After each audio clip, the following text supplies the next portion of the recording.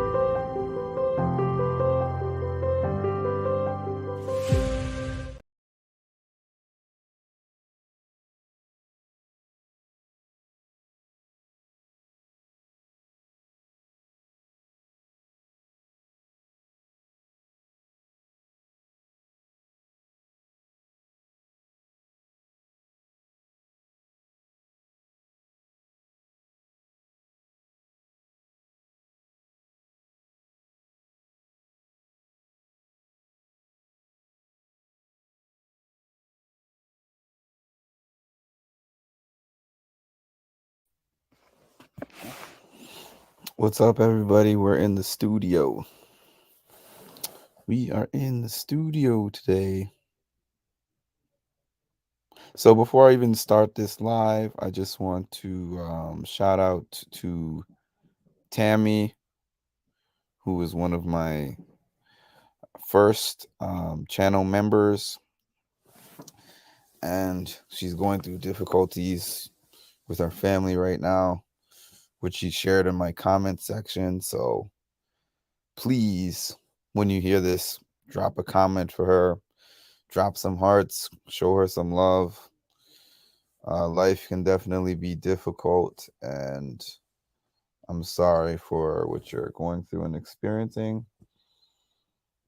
And I hope things will resolve themselves in the best way possible, the best possible outcomes for you and your family.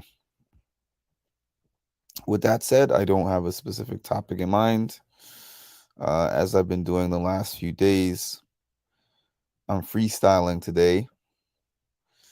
I've been doing that because I like to use this mental health space at this point in time as a place where I can just give you guys some unfiltered thoughts. I'm going to be doing that more. Things that I just think of on the spot versus presentation style things, because I do enough of that. I'm going to start. I have some presentations lined up that I'm supposed to be doing coming into the summer, and I'm going to make sure to get those recorded and put them on the page as well. But I like just talking to you guys and connecting and seeing what you have going on and seeing ways that I can assist, or maybe something I say might be helpful to somebody else. I mean,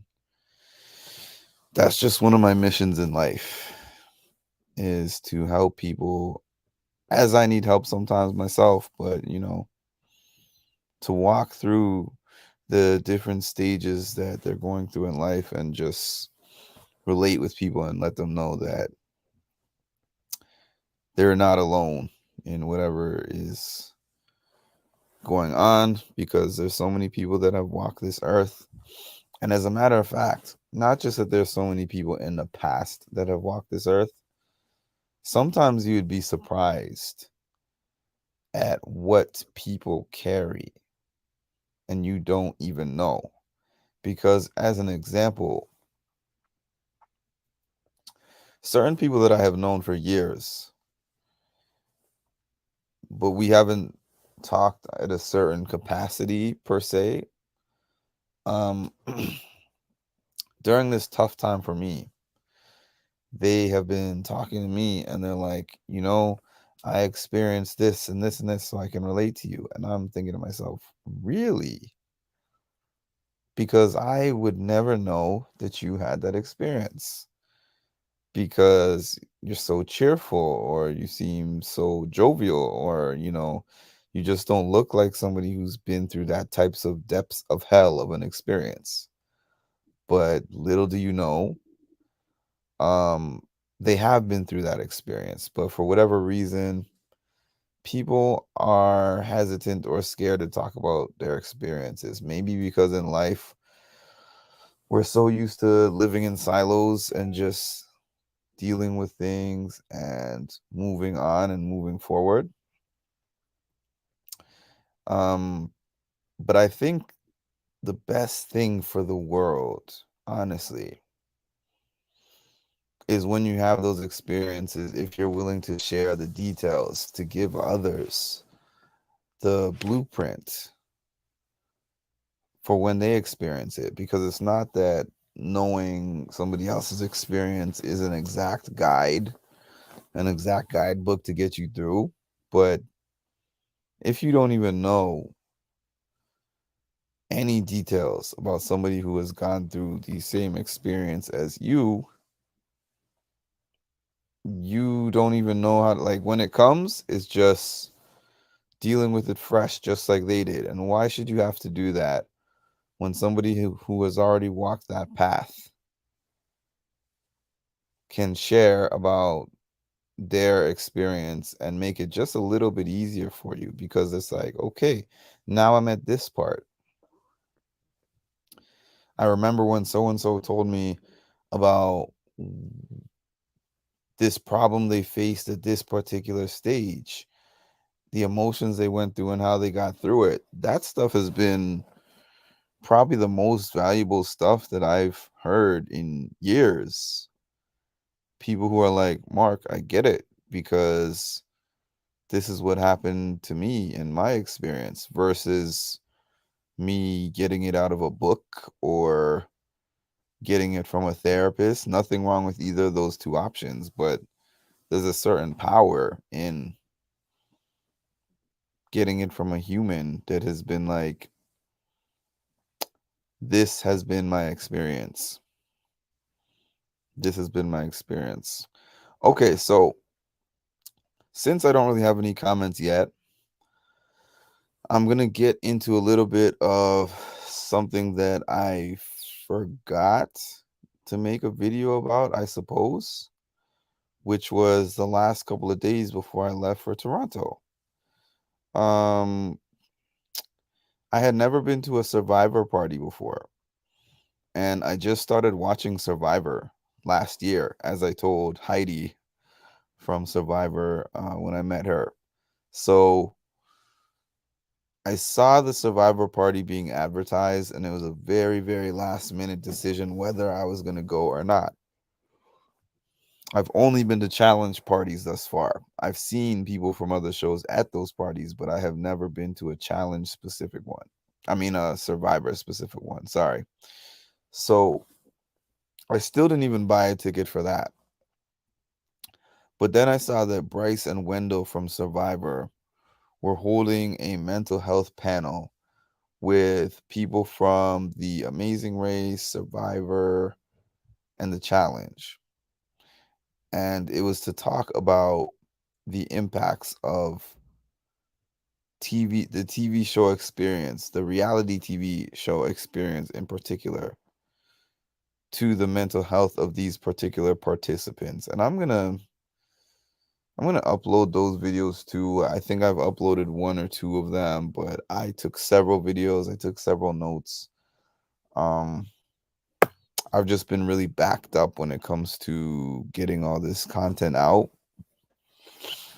We'll see. Whatever is meant to be up here is going to be up here. But anyways, it was interesting to hear about their experiences and how they said it's hard for them because the show, whatever show they go on, doesn't necessarily prepare them properly. Like, it's very legalistic when it comes to the documentation and the therapist that they have to see to be able to get on the show. And they were like, the therapist questions and the therapist who talks to them basically is like verifying that they are in a strong enough mental state to deal with the unstable environment and the the place that the show is going to put their mental state inevitably. Like, are you strong enough to withstand that storm? Are you strong enough to face these volatile situations and keep ticking and keep moving? And then they talked about certain times when, so the cameras are on 24/7, and they talked about certain times where they were having breakdowns. And then instead of somebody being like, hey, can I help you or do you need help? It was like, we got to run over there with the camera and make sure that we catch that on the camera, you know?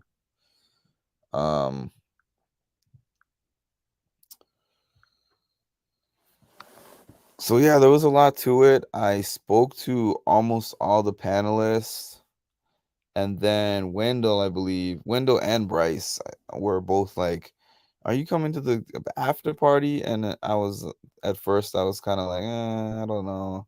I kind of just feel like going home. And then they were like, "Oh, it's karaoke," and I was like, "Ooh, that was it for me right there. It's karaoke. That was it." That was probably the turning point, the tipping point that got me to be like, yeah. So I went in there. At first, I think there was none of them there because they had stopped to get something to eat. And I was just living my best life, enjoying the karaoke with the other fans in there. And then a bunch of season 44 cast came in. A bunch of season 43 cast came in. Shuby from the Circle randomly showed up. This probably was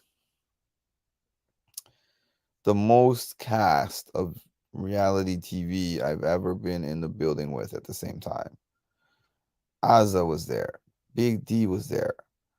What's this guy's name? Gabler was there. You know, like, it was just many people. It was a really good time. It was a really fun time. It's so fun to like belt out your favorite karaoke songs with some of your favorite reality TV contestants. That's underrated. That's an underrated good time.